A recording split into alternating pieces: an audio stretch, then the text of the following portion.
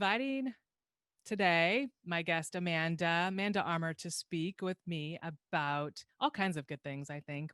I know you and I talked about um exploring the idea of shame and how, like what you've experienced with that and maybe other people's shame and just your perspectives on um what we can do to like release some of that and why we even feel like we have to feel.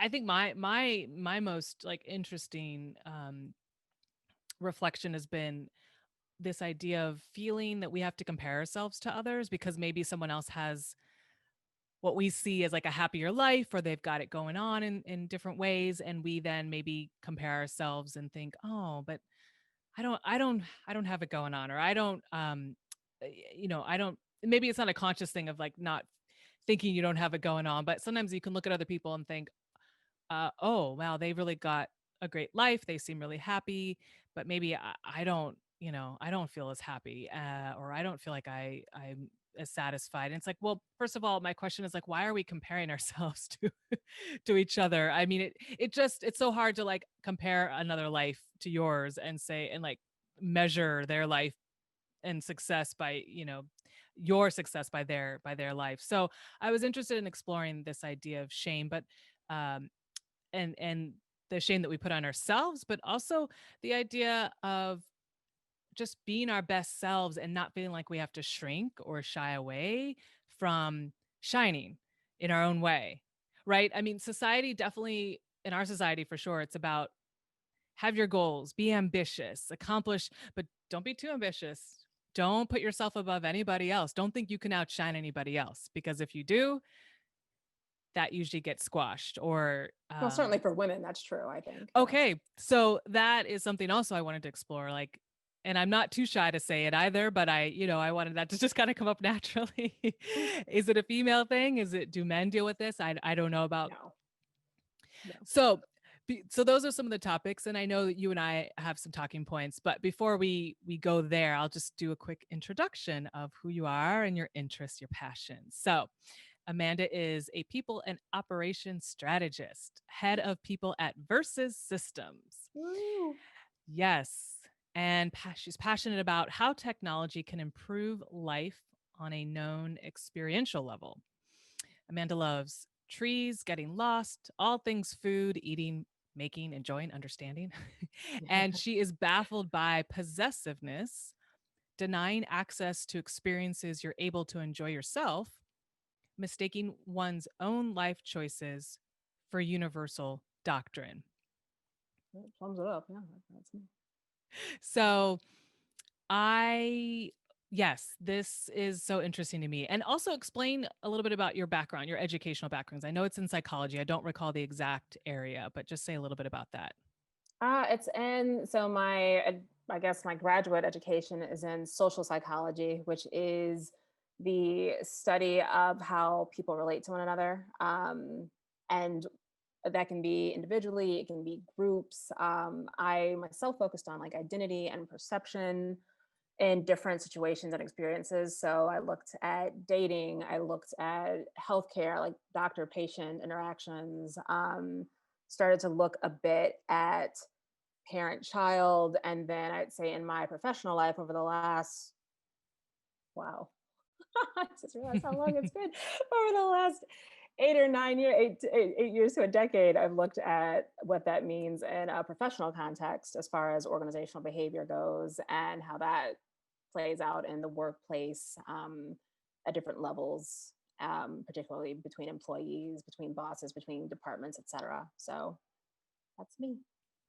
It's quite a rich background and like a vast arena of life, aspects of life that you've explored. So, I think that'll lend to our conversation, no doubt, today. So, let's share our memories of how we met because I know it's been a Yeah, while. you mentioned this, and I actually cannot remember the first time that we met. I have a lot of memories of experiences that we shared together in Chicago, but I Mhm. cannot remember our meetings. So, do you remember?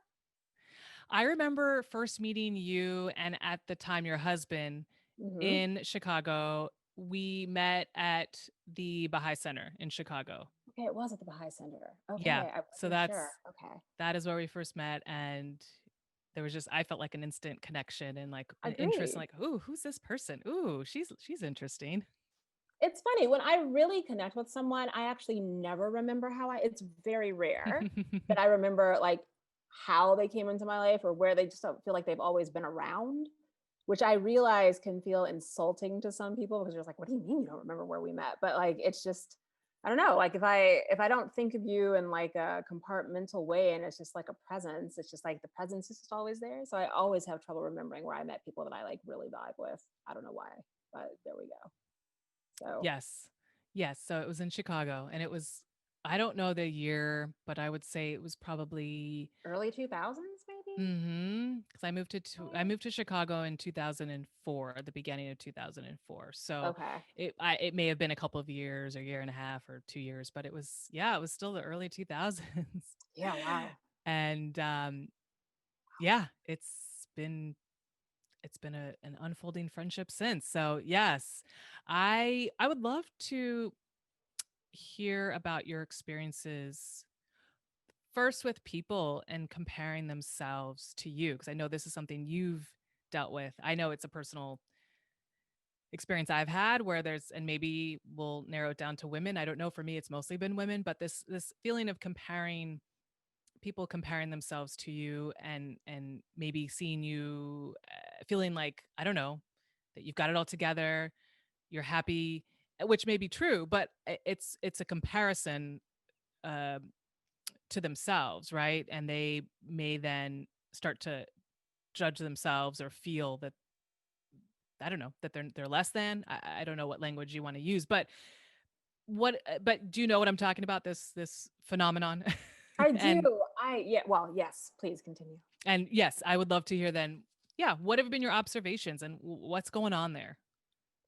Well, so you said something when you were, I guess, doing maybe my introduction or the introduction for the show podcast about comparisons. And so I've been thinking a lot about shame ever since we had our first conversation a few weeks ago. Mm, Because I think, as I said to you, like it's just shame is not something I've really experienced a lot of in my life. And really only until very recently, I'd say in the last in my last romantic relationship for sure it came up. It was definitely an issue. Which was weird because I'd never been with someone who used shame as a tactic. hmm, And so that was fascinating because it just didn't occur to me that that was even a thing that people really did. And I think that's why it kind of snuck up on me. hmm, And then the experience of being shamed or placating that person by expressing feeling shameful was just really fascinating to me. But so, aside from that, the other thing I realized is that a lot of it is a comparison. And if it's a comparison, when I say comparison, like I've started thinking of it as like there's a baseline, some sort of imaginary line that has an above and a beyond. And you're supposed to stay like steady on the line. And then when you hmm, get too far above or too far below, it seems to bring up a lot of feelings. And if not in you, then in other people. And so much of the shame I think I've experienced has been on the part of the other it's been someone maybe feeling shame in response to me or about something that was done. And I don't know. I mean, this is all I can't be in anyone else's head, so I really hmm. have no idea. But you said something about like the perception of someone who has it all together, which I just think is crazy. Like who has it all? Like no one has it all together, right? Like so the idea that someone would feel that they are less than because of a place they're supposed to be as mediated by some kind of imaginary ideal just feels really strange to me. And I think we talked about this before, where I was talking about like what I see as a difference between envy and jealousy. Mm, And mhm, I can really understand feeling that you want to be something, want to be more of something or less of something. And someone perhaps embodies whatever that ideal in your mind might be. But I think to then take it a step past like seeing that quality within them and then not wanting them to possess it, either because it makes you feel bad or you don't have it yet, or you do have it and you don't want anyone to outshine you. Like those are just really, yeah, to use the word again, like it just kind of baffles me. It's just not something that makes a lot of sense to me, and still doesn't, even after like thinking about it and studying it and reading about it. I don't I don't know where, because the more you focus on someone else, the less time you have to really focus on things that you care about and that matter to you. And as you said, like it's impossible to know and understand someone else's life. And I just think that people do that so much. And we write these stories for other people that we think are true, but we never really Mm. take the time to ask them or seek Mm. out the answers. We just sort of fit their narrative to our ideas and our voice. And so many of the fallouts I've had with friends or with other people have been based on what they believed was happening based on their own perceptions, and not a real vulnerable, transparent conversation between the two of us where we both just said like, here's what I think is happening. So yeah. Yes, it's complicated when people aren't open and are just willing to, yeah, share their thoughts, share their feelings. And like you were saying, I think what you were saying was not make assumptions. There's a lot of default assumptions people just have about other people, and like you said, about if maybe if they have a certain narrative or a certain just, a belief of how we're supposed to operate in the world, and then they project that onto other people. It can get really complicated, but yet there was never a conversation about any of that. It was just in someone's head, or in two different people's heads. um I was talking to somebody recently about this idea of, what does it look like, why are we not good at this? Why are we not good at being open and honest and not making all these assumptions about someone else and their life and how they're feeling? Like, what is that about? And the person I asked said they thought it was because people haven't seen anyone model that for them, and like what it looks like Mm. um to just be open and honest, and instead of I don't know, instead of, yeah, making assumptions. Or I was talking about accountability as well, the idea of like, if maybe if you were supposed to do something for someone. You offered, they asked you to do something, or you offered to do something, and then you didn't follow through. You dropped the ball. Maybe you never wanted to do it to begin with, but you still offered, or you Mhm. still said yes. And this idea of accountability also being part of that shame process. Like, people would rather not follow through and never say anything about it, never acknowledge it, than maybe have a conversation with somebody like, hey, you know what? I know I said I was going to do this. I can't. Here's what's going on in my life. Not like a full blown documentary of what's going on in their life, but just a simple explanation to give another person a reason why maybe you aren't going to be able to follow through, or acknowledging when you didn't follow through. So I was talking with another guest about this, and it came to us that it was this idea of not having a model of what a healthy kind of dynamic could look like, when a person is just willing to be kind of own whatever whatever mistakes or whatever assumptions they've made. And I don't know, does that resonate to you in this conversation? It does. Actually, it's funny because what I've found is that sometimes or I guess I'll speak for myself, I have been in situations where I thought I was holding up my end of whatever deal had been agreed upon. And then something shifted in the energy, or something Mm. changed, and I didn't understand what the change was about. Mm. Um, and then found out like years later that something that I thought I had fulfilled as a promise or as a duty had either not been received properly, or something had happened in the communication of it, or the passing on, or whatever it may be. Mhm. And it's usually found out in both of the instances I'm thinking of. I found out about it through a third party that was never directly involved, but someone had said something to another person Oh, and they yes. told me what had happened. And I was like, oh, I didn't really realize that that was the, yeah. And especially with things that I think it's taboo to discuss in the first place, like Like, money, or oh, what else mm, can be a big one? secrets. I don't know, Mm. like both of those things where you thought that you fulfilled something and then you find out that you didn't, or there, or you have, as you said, maybe there's some shame you have about not being able to follow through on it, and that feels weird.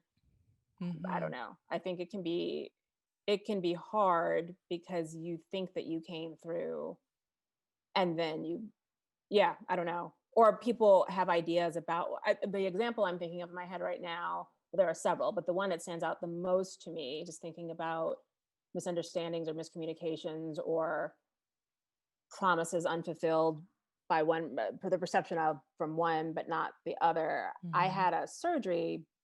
Oh my goodness, that was only last year. Wow, I 2019, remember it wasn't yeah. very long time ago.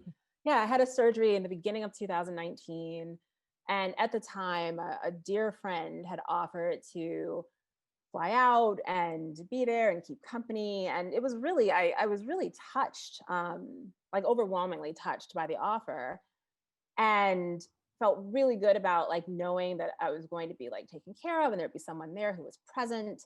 Mm. um and it felt really good to know that I was loved in that way. And then so many things, I was in a really bad place, just mentally and physically and emotionally at the time, and trying to keep track of everything that was happening and just doing a very poor job at it. And so I had actually asked my partner at the time if he would handle the communication, because I just couldn't. I didn't have it in me. And he and I had never had a conversation about it that really expressed the, I guess, the veracity or the, let's just say that there were many conversations that could have been had and that weren't. But it was my assumption at the time that he was communicating with people and telling people what was happening or not. Mm. And so the friend who had offered to come didn't know that the surgery had been moved back a week, or I guess Oh. up a week. I'm not really sure. And she was coming from out of the country. Mm. And my mom was coming the week of the surgery, which I was really, really excited about because it's my mom. I wanted my mom there. It was going to be a pretty Mhm. major surgery. So my mom got there, and then we found out from the hospital, I think the day before my mom came, that they had moved it to the next week. Oh. And so my mom wasn't going to be there for the surgery. And the friend then who was coming the following week, thinking she'd be there for my first week of recovery, was actually going to be there for the week of the surgery, which Right. was not at all what we planned. And I was really upset because I wanted my mom there. Like it was, it was a really big, it felt really terrifying to me to not have her there. But I felt like, well, at least this friend that I've known for a decade is going to be there. And like I'm glad that someone will be there that I care about and who cares about me.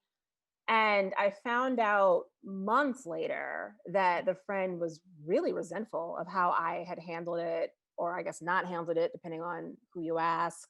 She felt that I should have been more prepared and should have done more to welcome her and should have been Mm. more present when she was there and didn't have things ready for her and like all of these different things. And I was really taken aback.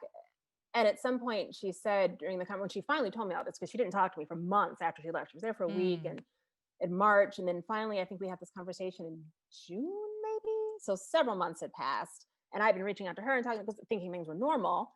And she wasn't Right. responding as much as I thought that she would have. But I figured she's busy, time differences, whatever. And so finally, we had this conversation, and I still remember it. And she just said, I've come to realize that if the situation were reversed and I was the one having the surgery, I wouldn't be able to count on you to be there for me the way that I was there for you. And I was just like, Hmm. I don't know how this translates to that. Like Mm. that feels, it was surprising to me. And then she said, I thought this was going to be a week where we grew closer and would be able to just hang out together. But instead, you were really out of it, and your partner was there, and I didn't think he was going to be there, and I was there. And I was just like, I'm really confused by this. Like, this Mm. isn't, we clearly have very different expectations of what was going on. And if your takeaway from that is that you couldn't count on me because I wasn't there for you and you came to be there for me, then we also have really different understandings of what this friendship is and how Right. friendship works. And without putting a label on right or wrong or whose version is, suffice it to say, we're no longer friends. and haven't really had a real conversation since that one over a year ago.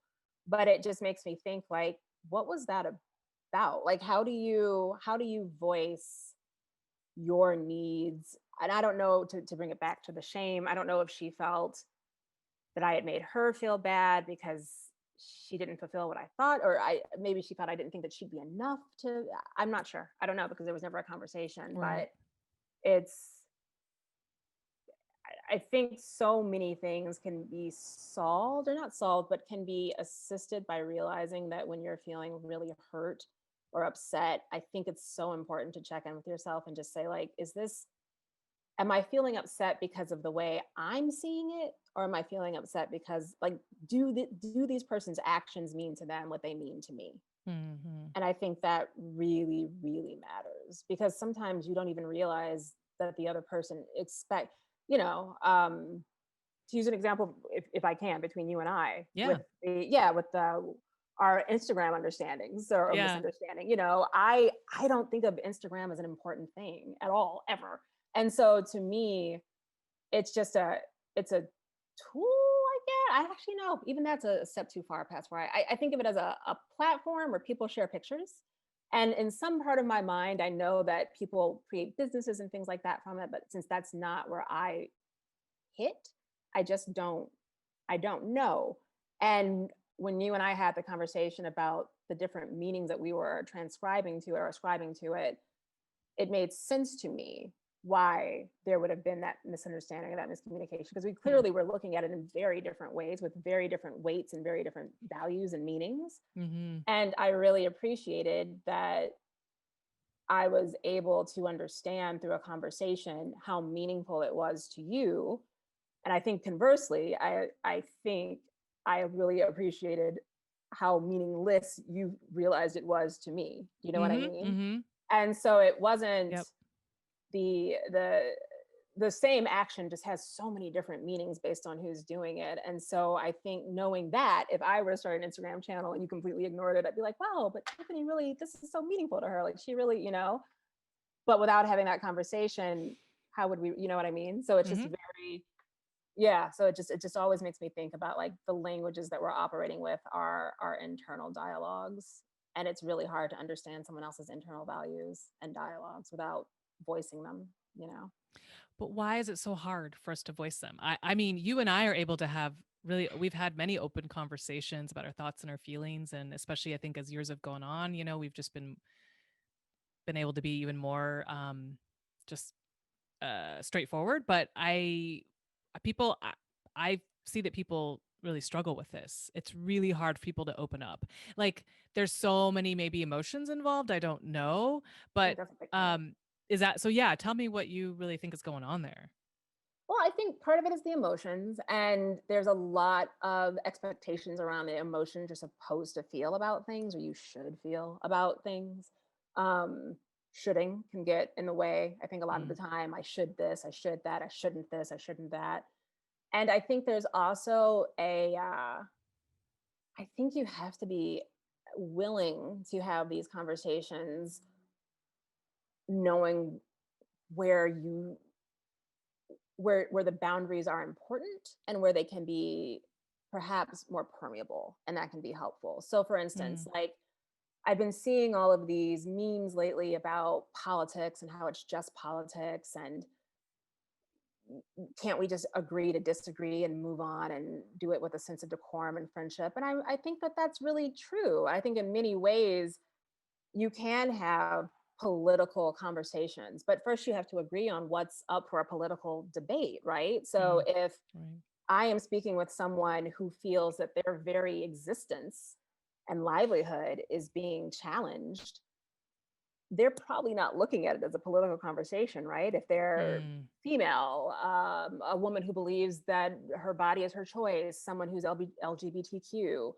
someone who is a person of color and whose parents fought for certain things, like, those aren't, it's it's not political for them. Like, this is a soul issue, an integrity of soul Mm. issue, and a value of who they are as a human.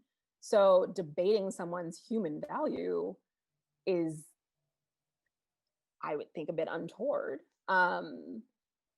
and hard to do. Can we have conversations about what marriage law should entail? Can we have conversations about the differences we have in educational philosophy and policy, or how healthcare should include this or not that? I think those are all fair, indirect human conversations to have. But when you're debating the right for someone to exist, and this kind of goes back to my intro, I find it hard to have conversations around one person having rights and denying them to another person.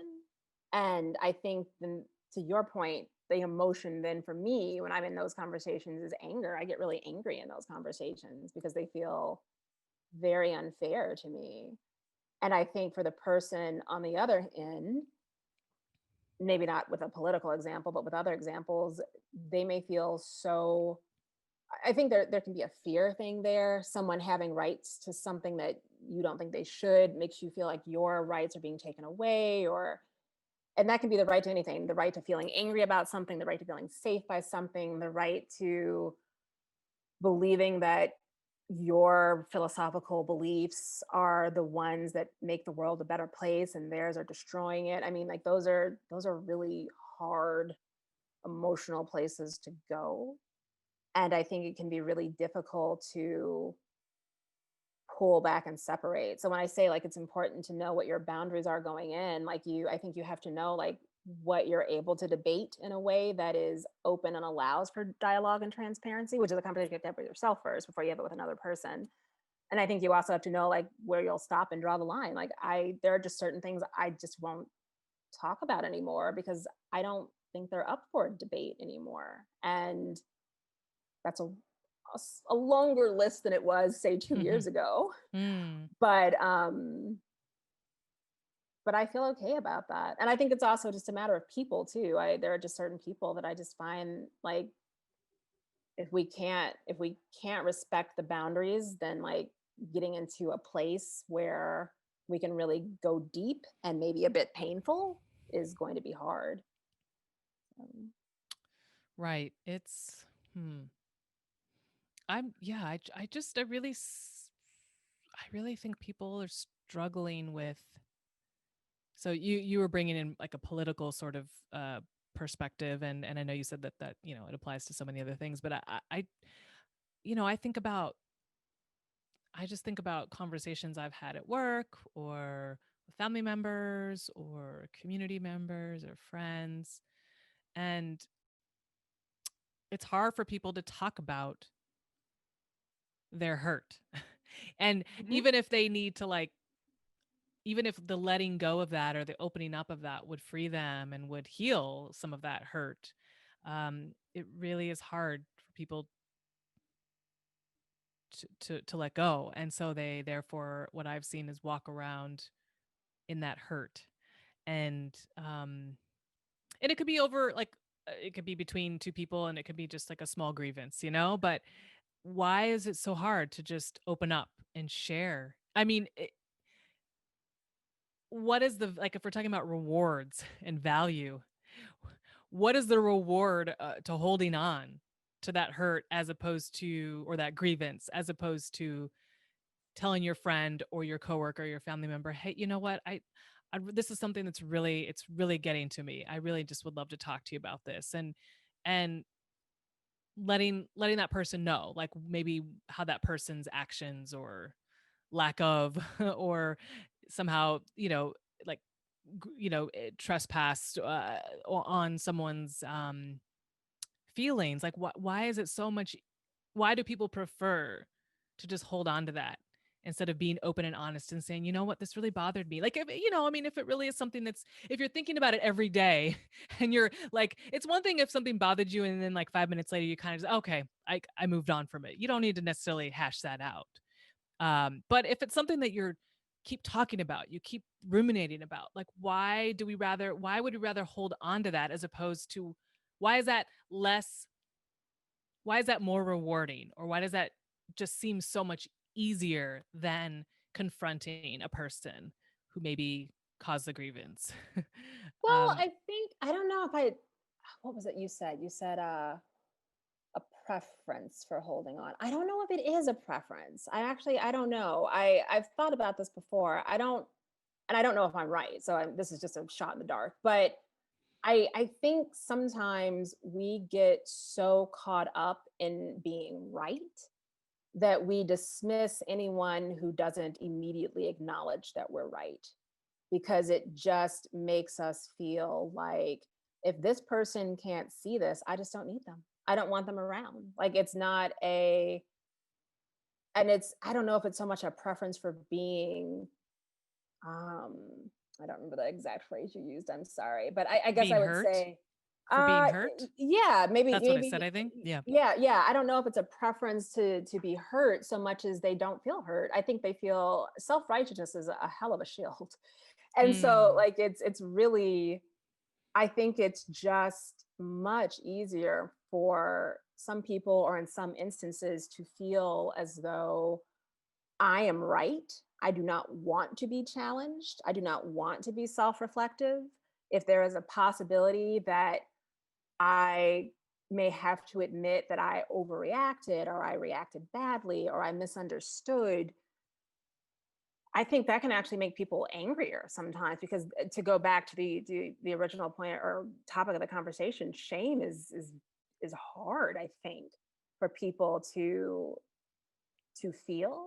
And if there is a chance that an interaction may elicit shame or any other type of hurt, I think people will go out of their way to avoid that deeper internal hurt. I think it's much easier to have your feelings be hurt by another person than to acknowledge that that hurt may be coming from you. To go back to what I was saying, where you have to really step back and ask yourself, is this about them or is this about me? If it's about you, that means you've got some work to do, and work is hard. I mean, therapy is hard. Internal mhm. reflection, journaling, all those things, like that's real work. It's much easier to just cut someone off or cut someone out than to admit that you're wrong and then decide if you want to continue being wrong, or if you're going to be the kind of person who just ignores it. Because then what does that say about you? Like, are you weak? Are you lazy? Like, it's just, I don't, I think it's more of that, or at least that would be my theory. Okay. Yeah, I think well, and I'm thinking about relationships that continue. I'm not thinking about people who cut someone out. I'm Mm, thinking about people who they're hurt by something someone said or did or didn't do. They're upset with that person for whatever reason, don't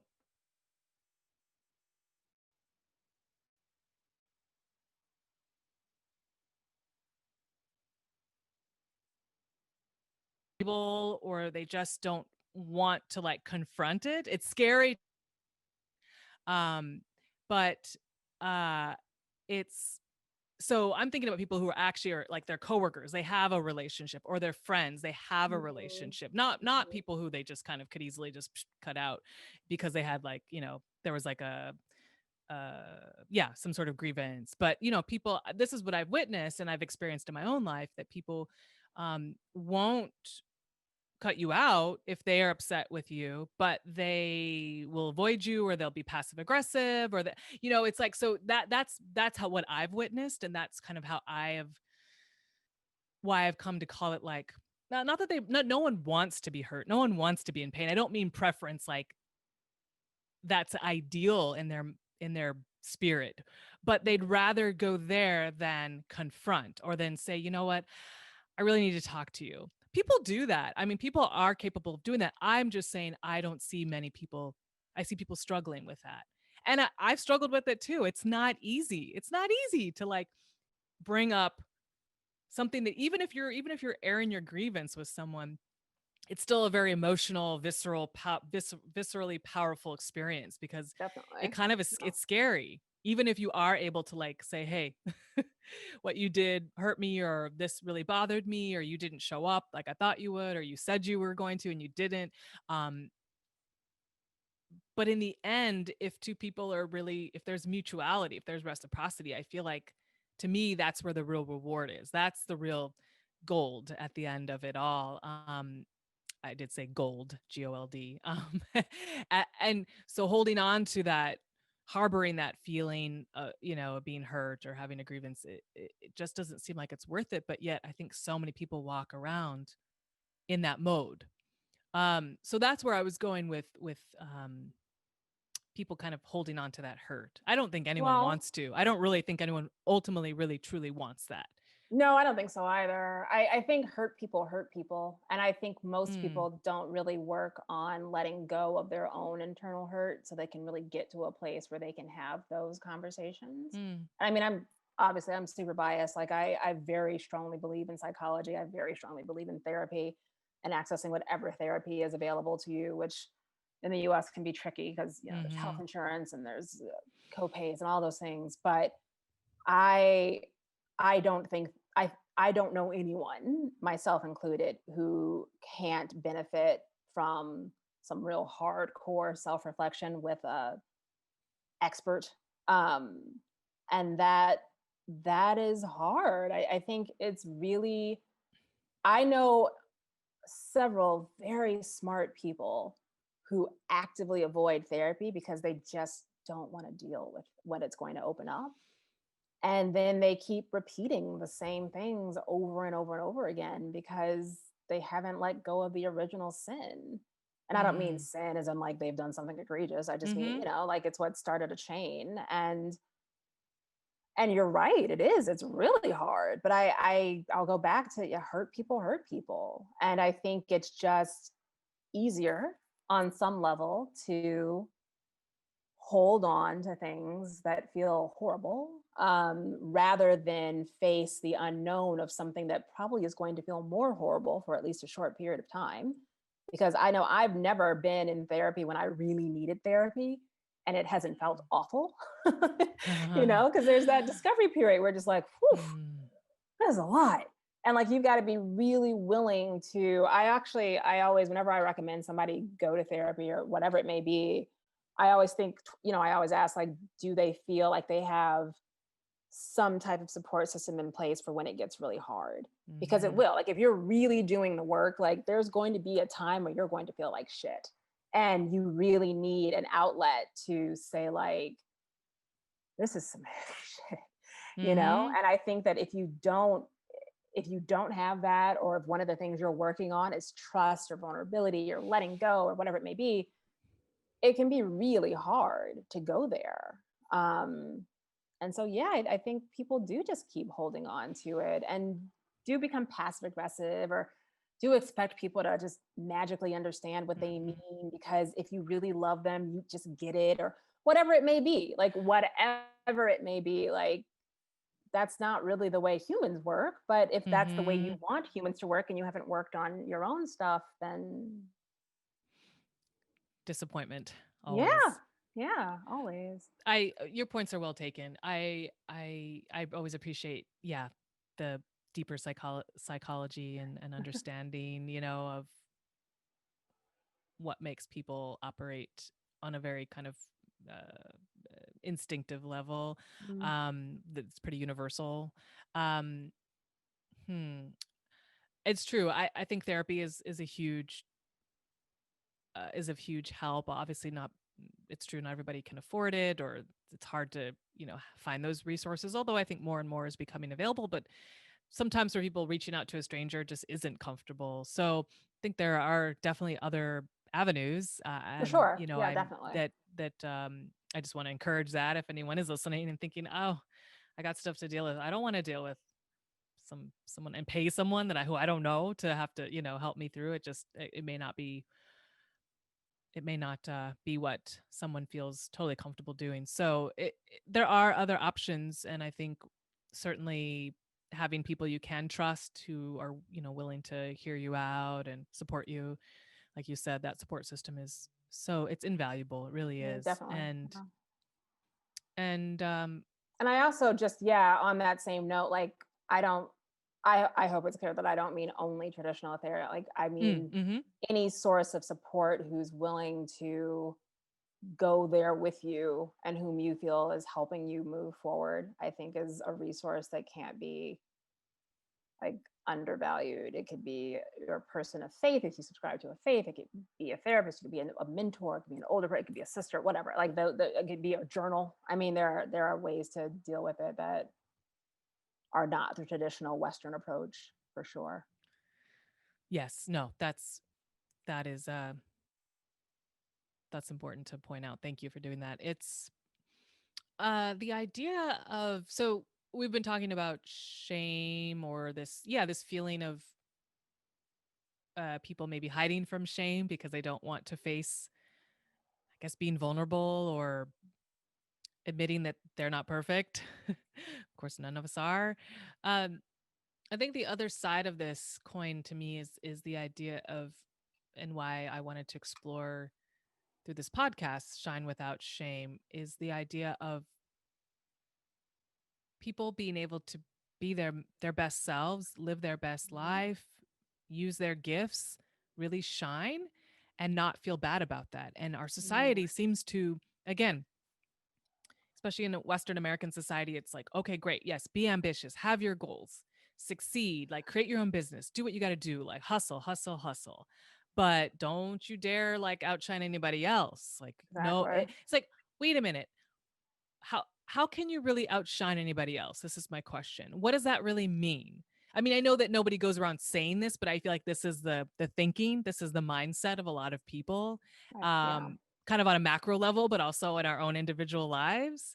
Um, what is that about? Why are we, it's like we're kind of halfway in and halfway out with this idea of encouraging people to be ambitious, be their best selves, live their dreams, accomplish their goals, but don't you dare like go past, maybe it was like your baseline, I like, don't you dare go past a certain point, which is apparently some magical point that no one really knows exists, but it does somehow collectively exist. um but I'm just so interested to explore this, and I know that maybe you've had I some personal experiences with others in this arena. Yeah, although I think everyone probably has. Oh yeah, but you're my guest today, so Yeah, that's indeed why I I'm am. that's why I'm referring to you. Yeah, I don't know. This is actually something I would love to, if someone gave me like an unlimited pot of money that I could only use for researching things I'm curious about, Mm, and nothing else. Like this would definitely be one of those questions where I would love to understand like this emotional pie that exists that mm, allows for the idea of like, oh my gosh. And actually, now that I say that, I'm thinking of all of the American phrases that like kind of connote this thought, like a piece of the pie or a steal mhm. the pie or like, I don't know. Yeah, wow. Yeah. We're very much zero sum approach here. I mean, we live in a really individualistic society. We are taught, as you said, to strive, and that material success is the definitive marker of value, whatever. And that can mean different things, I think, for different people, different Sure. genders, different ethnicities, etc. Um, I think a lot of it, and especially in a time now where there are things like Instagram and Facebook and eight other things that I'm too old to know the name of right now, um, is that you really see like what other people are doing and what you should be doing, right? Or could be Mm, doing. And there's this idea that you are, even now in like a digital age when there's so much available to us and there are so many paths for where you could go, I think there are still these very clear tropes of where you are supposed to go. And I'll just speak to being a woman. But I was actually talking about this yesterday with someone saying, there's this idea that if you get to a certain age and you're not married and you don't have children, then you have failed and you are meant to be living a certain kind of life, doing certain mm, things. And I mm. think there's pushback from so many different sides for what happens when you either have that or don't have that. So I can only speak for myself. I'm not married. I don't have any children. and I'm fine with it. Like I don't, Mhm. like I don't know if I'd be okay with both of those things if I hadn't already been married and tried it and been like, it's cool. Like I'd do it again with the right person, most certainly. But right now, I'm fine with it. Um, but I guess I've already got it in my pocket, so I can like bring that out as a like like someone did value me once, guys. I swear. And like sometimes I feel like there's this impetus to do that. Like you're a woman, didn't anyone Mm, want you?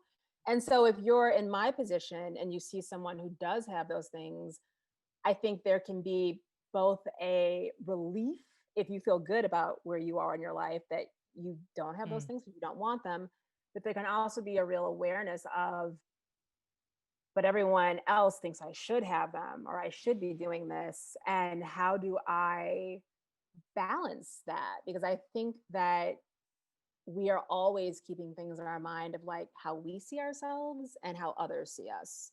And if you're fortunate, you can take that duality and separate them to some extent so that right. you can feel good and where you see yourself without feeling a lot of pressure from where other people see you or think they want to see you.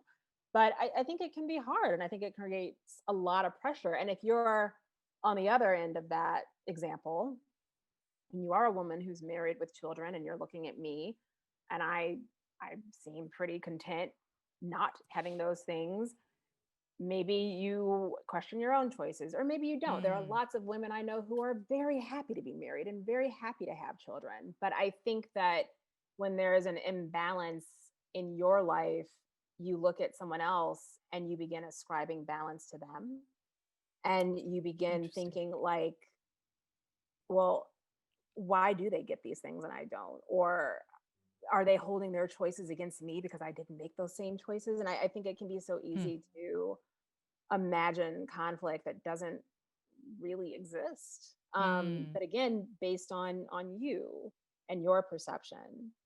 And I think that shininess or that letting someone else shine, as you said, to use your words, I think we can sometimes get like both jealous that the spotlight is on someone else, but also like really uncomfortable when it's on us because we think it's amplifying our choices in a huh. way that makes them look bad. And it's emboldening someone else's choices who is the ideal.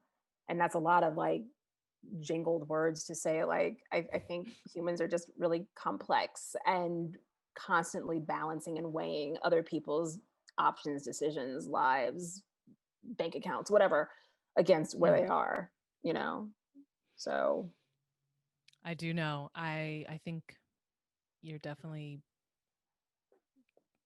reflecting on some truths here that that are it is complex. I know that I really would love to be the purveyor of people believing that they can shine with all their greatness. And to be clear, I'm not talking about ego.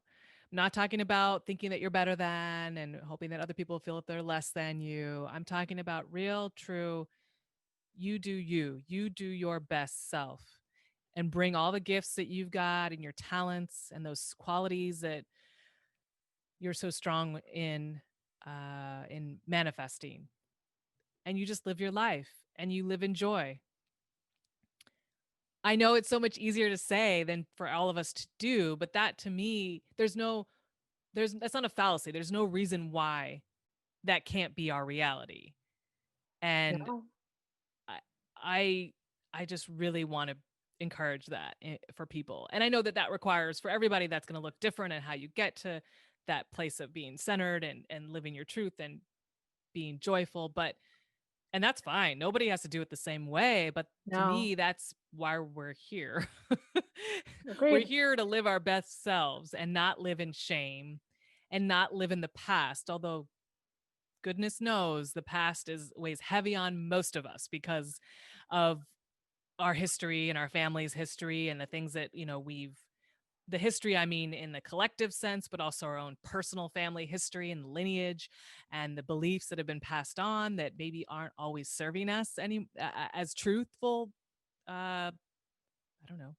hallmarks, guideposts. It's like it's a lot of work. It's a lot of work to unravel yourself from, like you Definitely. said, the things that people think you should, the way people think you should be, and the things that you should do and accomplish, and the past, from your own family's past and history, and maybe some beliefs that are a little low key about what women in your family are supposed to do and how what their role is in the world and the family in the world. And it's complex, but I really truly believe that we're meant to let go of all of that, not to dismiss or devalue where we come from, say in terms of our lineage, culture, family culture, ethnic, national. I'm not at all suggesting we deny any of that or dismiss any of that. But to live our like most authentic self requires us to really be able to like suspend all of that and look at ourselves. Like, who am I? What am I meant, like what am I designed? How am I designed to like thrive here? Everybody has their kind of own unique way of fulfilling their kind of their life purpose, whatever you want to call it. I don't want to just bring in those kind of words that I know that they're so common. Fulfill your purpose, live your purpose. I don't mean to mock them, but I also don't No, want but to you make also them don't want, yeah, cliche. Yeah, exactly. like Yeah, I make want it people to trite. know that I'm actually trying to be very honest and like very sincere about this. And so we can put whatever words you want to replace words. I'm good with that. But that's really what I want to encourage, this idea that we really can all shine I think it's, our yeah, best just lives, and nobody loses. No, you don't take away anything by you shining. You don't take away anything from the person next to you by you shining, and vice versa. agreed. Yeah, I think it's actually, I would add, I think it's not only focusing on the past, I think it's also focusing on the future that can really Mm. weigh people down. What do you like? What's an idea of that? Well, so, the one of the main tenets of Buddhism is to stay in the present, to live in the present, to express, to embody wherever you are at that moment, in this space. Sorry. Um, because I think that the reason why I think we keep dredging up the past so often is because we want our future to look and be a certain way. Mm. So we feel shame in our past efforts, choices, experiences, situations, relationships. And that's because we expect or want our future to contain things like a successful job, a marriage, children, a house in this place, whatever it may be. Like we spend so much time thinking about where we want to go that we don't think about where we are. Mm. And I feel like I just keep hitting this nail over and over again on the head, but One it's more like, time, if do it. one more time, if you can't feel good in yourself, in your presence and where you are, and find ways to release things that are holding you back, you're always going to be thinking about where you should be going. I mean, what is a should except directions for the present? Or I'm sorry, directions for the future. And Mm. so if you are focused, if your focus all belies this behind me and I want this in front of me, but I'm not thinking about where I am and how I'm feeling today, I think today just starts to bleed into tomorrow and the next day and the next day. And there's no Mm. separation or understanding about why today is the way it is. And today is a foundation for tomorrow, but you can't build a foundation if you're constantly looking over your shoulder or ahead with your head. Like, you got to really focus on Mm. where you are and make something strong. And that's a cliche in itself, but it's trite because it's true. I mean, Mhm. like Mhm. it's very hard to move forward when you're stuck behind yourself. Um, and it's very hard to enjoy whatever becomes after today if you're always looking over your shoulder. So yeah. And it probably doesn't help that we're in many parts of the world, we're so distracted by technology and meaning media, Yeah. social media, Yeah. media, all the things that get our attention throughout the day. It's like, wow, And it takes striving that to much. acquire. Yep. And the material acquisition. which is none of that's, I mean, there's nothing evil or wrong about wanting to, develop anything or acquire material goods. There's nothing evil or wrong with like wanting to be on social media. I have no, I'm not suggesting that those are evils in our world. It's just, No, it makes no. it that much harder to like take time and space for yourself Yes. to like step back, reflect, have your own thoughts, not your thoughts while you're like scanning through your phone. That's not, you know what I mean? Those aren't like really thoughts to yourself because you're distracted. So I just know from personal experience, I really have to make a concerted effort to like create a little bit of space to just even have my own personal reflection. Same. And I'm like you, I'm not currently married, so it's like I don't have other people in my life who like immediate in my immediate environment who need my attention. That will change someday, but for now it's like, okay, I've got my own time and space. I just have to make sure I create, really carve it out for myself. And that takes, yeah. I mean, we're all in different places. We all have got different responsibilities and, limited time and resources. But somehow, some way, I just think we all have to find we all have to find a way to be able to create that space for self-reflection and just to have time with your own thoughts. If it's journaling, fine. If it's just, if it's praying or meditating, fine. If it's, I don't know, just looking out the A window walk in the at park. nature, Yeah. yeah, walking, so many different ways, but it's imperative. Otherwise, you never really connecting with yourself. So just acknowledging that it's a busy world, so much busier than it was 50 years ago. Mm, Um, but I think that we owe it to ourselves. We owe it to ourselves just on a personal level because of our own personal, like, we're responsible for ourselves, for our well-being.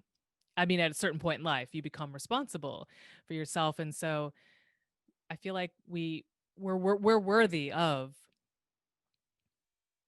the care and the attention that we need. It's just can be really hard to get it.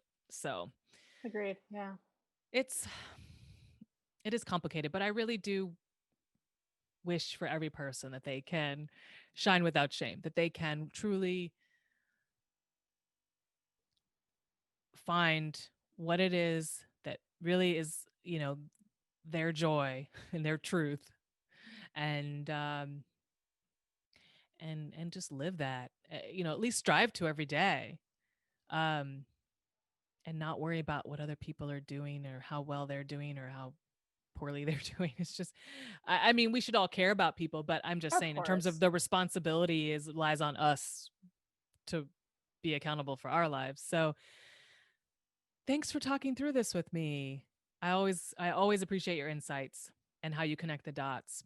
Thanks for starting the conversation. Like, I always enjoy Yes. the same. Like, it's always, you know, I I can have a philosophical conversation all day. So anyone who I wants to do that know. is always welcome to me. Yes. Yes. Well, before we go, I ask every guest if there's a TV show, old or new, which one do you recommend and why? Ooh, I thought about this and I was like, what are that? Oh, well, you know what I've been binging lately, actually. Hmm. Netflix recommended it. And then I realized another friend recommended it to me a little while ago as well. It's called Call Your Agent. Oh. Um, it is it's a French show about a talent agency in Paris. And really, it's a soap opera like all soap opera. I mean, like what is it? There are people who love each other, there are people who hate each other, there are pregnancies, whatever. But Hmm. the Hmm. actors are fantastic.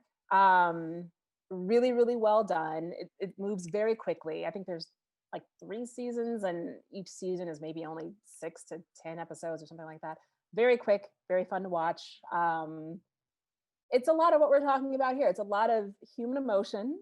Hmm. Um, it is very French, I will say. So the emotions are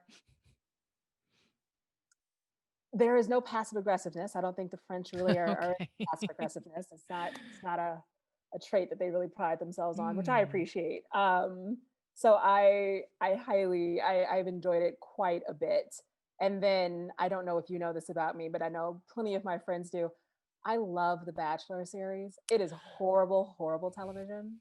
Just really just trash, but it is fantastic. And I as someone who loves psychology and thinking about how people Mm. react to experiences when they are in a bubble, it is it is every psychological experiment based on superficial environments come to life. And I just find it intellectually fascinating and just delightfully trashy. So those would be my two Long recommendations. live The Bachelor and The Bachelorette. I know. Yeah, I it is haven't what gotten into them, but I can appreciate it. I can appreciate what you're saying, what you're it reflecting on. is. Aw, thank you so much, Amanda. You It's are been welcome. wonderful. It was a good time.